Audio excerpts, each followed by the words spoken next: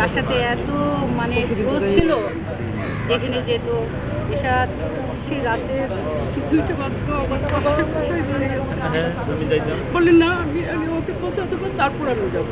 দেশের একজন লিজেন্ড এবং সত্যি তিনি তো কয়েকবার জাতীয় পুরস্কার পেয়েছেন, বিভিন্ন বাসচাষ থেকে শুরু করে আরও কয়েকবার অ্যাওয়ার্ড পেয়েছেন। আমার কাছে মনে হয়েছে যে তিনি আসলে বেঁচে থাকবেন তার কর্মে।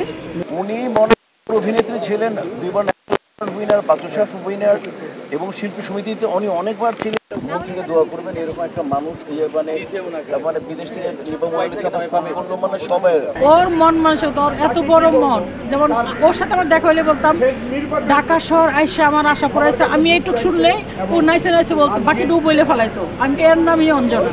অঞ্জনা আপা এমন একজন মানুষ যেটাকে বলে যে বাচ্চাদের যেরকম ঘরে রাখা যায় না আটকে, অঞ্জনা আপাকে কখনো ঘরে আটকে রাখা যেত না।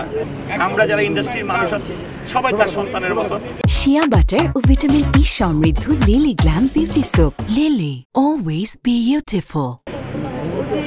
শিল্পী ছিল ছোট বড় সবাই মনে করে এখানে যত শিল্পীরা আছে ছোট ছোট অভিনয় করে যারা দারোয়ান টারওয়ান সবসময় আসলে সবাই থাকা যায় একেবারেই অসাধারণ। আমার কাছে তো সে একটা আইডল, সারা জীবন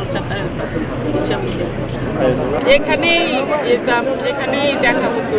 মানে আমরা দুজনে এমন দুষ্টুমি করতাম, এমন যে সবাই ভাবতো যে আমরা দুই কেউ বলে না যে ও আলাদা আমি আলাদা।